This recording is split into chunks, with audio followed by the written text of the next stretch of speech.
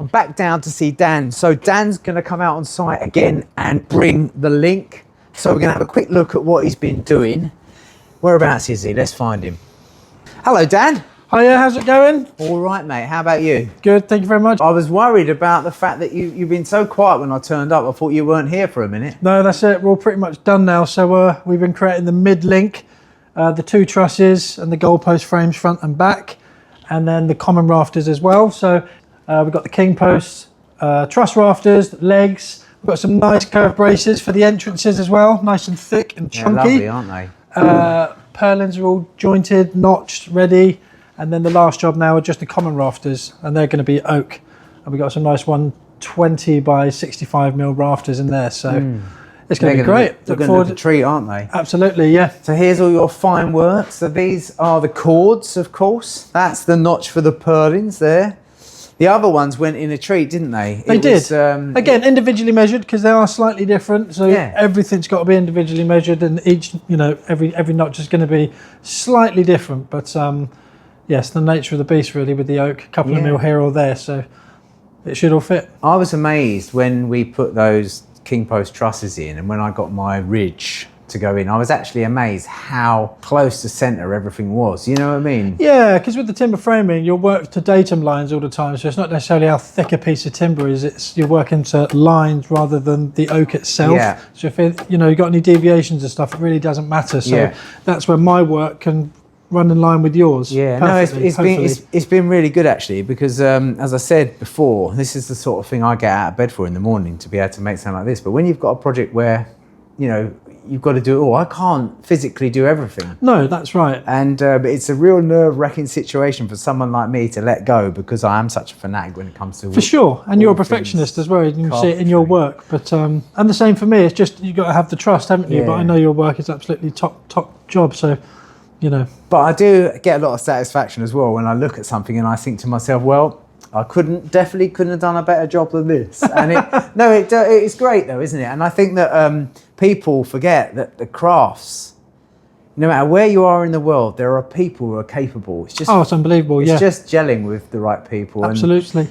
So it's just beautiful seeing all of this work, and it's so nice. It's all done by hand. It's all about doing it by hand, in my opinion. But yeah, and you're like you're a one-man army. This is you get quite quick. You've been doing it for 20 years, there's a lot to be said for it as well. I quite like working on my own. So that's it. You got all the gear, and you're going to get it all out on site. There's the other long purlins over there, and I'm looking forward to getting you back out there. Hopefully, it'll be warm and dry. Absolutely, look forward to it. Yeah, all right. I'll see you out there. Will do. Right, the roofs are all completely finished. All of those hips that we were doing are in. We've got the jacks on. We've completed our gables. We've OSB'd them. We've got all of the feet prepared, ready for a sprocket that we're going to be putting on, which gives the roof a nice kick at the bottom and allows for a fascia or gutter to be fixed to them, of course. So there's both the roofs. That one is exactly as this one, it's just an opposite. This is the gablet. That's the barn end and the gable. And today we're actually putting in the oak link. I've got Dan back on site and Ed. I'll just take you down, we'll have a chat with them and see how they're getting on.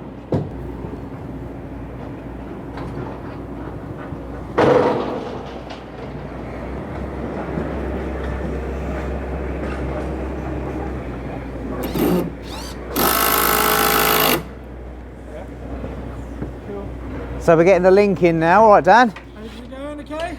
All right, Eddie? Yeah, mate, all good. Just getting his link on. So this is what Dan was making back at the workshop. This is all come out today. We've got the small spider crane out there, the same one as we had when we put the main trusses in.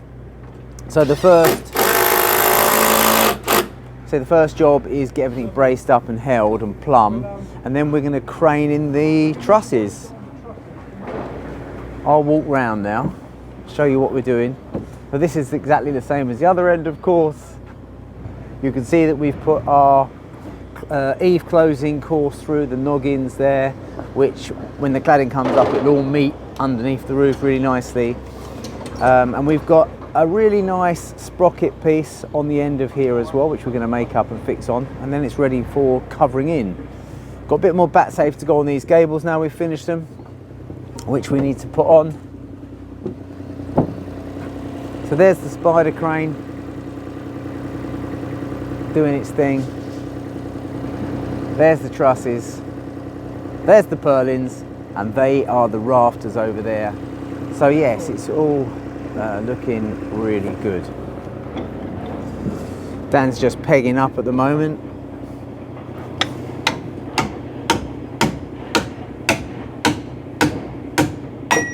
How satisfying is that?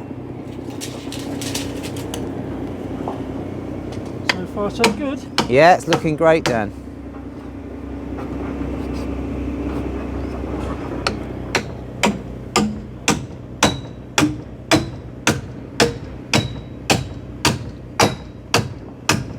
I'll tell you what, there couldn't have been more in the way, that scaffold tube. You'll have to peg the other one from the back. I'll hold it. There we go. Lovely job. Oh, that's lovely, eh?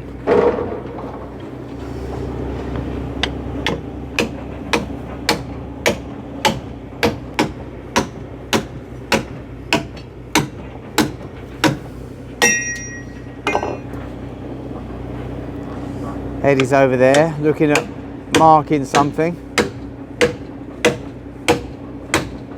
You're marking the trusses, Ed?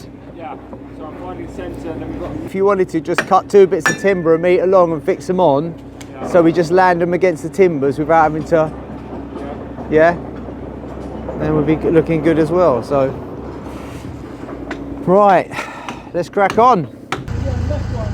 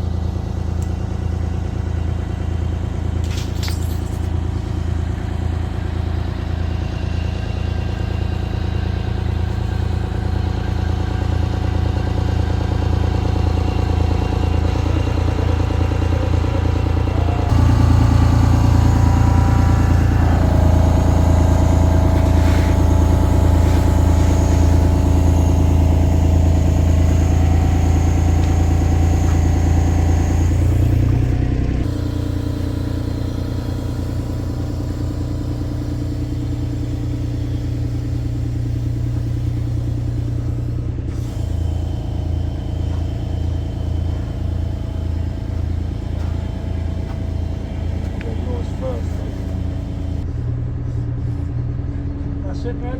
That's beautiful. Lower it down a bit there, Alan. Lovely job. Hold it. What's your cut rate? On the inside there. Yeah, good, mate. This face is good. It's just this By one. the time it goes that way, which it needs to. Yeah.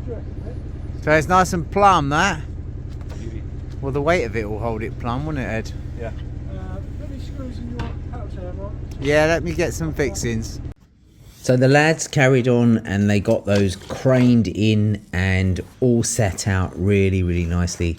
And the purlins across. So Dan had done all the hard work back in the workshop and I carried on and started cutting through the common rafters. Now these rafters are quite thick, and normally if I'm doing a bird's mouth I'll cut through the face, but on this occasion I changed it up a little bit and I used a circular saw set on the angle and run them across the back. Now the bird's mouth is quite small, deliberately quite small on these rafters. It doesn't need to be huge, just maintain some of that strength. So here I am actually marking the bird's mouth across the back of the roof. Now I've got 2 circular saws set up here.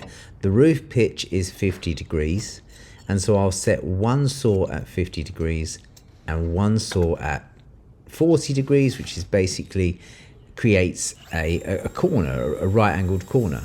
And then it's just a matter of running them flat through the back at the desired depth. Now this is something that works really well, and it will take out the entire bird's mouth in one go. So run all this angle through. You can use just the one circular saw, you don't need two. It's just the fact that I have got two. It makes it easier for me to just do repetitious work. And the saw blades that I use, these are by Hilti, and they tackle oak no problem whatsoever. And this is green oak, so it's not long been felled, and it is literally, as the name suggests, green. This is the saw set to 50 degrees, so it's a little bit steeper, but it creates the absolute perfect bird's mouth without trying to cut through the front with the circular saw, because you just have to finish it all off by hand. And here's the technique again, really nice, glide it across. It's like everything, you just need to be sort of practiced using a circular saw. Easy to adjust, bring back round to square for cutting the feet off. The feet are a seat cut, so this is a level cut, which is at the very foot of the rafter. Turn them back on their sides, you can see that the foot is marked there. Cut all the way through. This saw is got a 190mm blade which tackles this material, which is almost 70mm thick, and it cuts it beautifully. Now if you cut in the right direction, the actual finished cut will be super shiny and won't need a lot of cleaning up. Look at that, it's so clean. And then all I need to do then, once I've cut those feet, is take a small plane and just make sure that if there's any saw cut marks, I can just plane those out and create a chamfer on the bottom edges as well, because it's all on show from underneath. So that is the seat cut. So that's basically how I cut these rafters. Of course, the top cuts are a lap with a dowel that's done in the workshop by Dan. And here I'm just taking off what I call the arris. It just softens the edge and it just gives it a really, really nice finish. So that's that. Once all of those are done, it was just a matter of fixing them all in, just like standard rafters. We're using a stainless steel screw through the back of the bird's mouth into that big head plate and get it all pitched, and then we're on to more exciting things like roof tiling and all the sprockets for the eaves, which will be coming up in a video very soon. So that's it, that's the rafters made for the link. Some of it was done in the workshop, so the tops were done in the workshop, and this is the bit I did on site. Eddie and I have finished the roofs. The only bit we're working on now is the oak link between the two garages.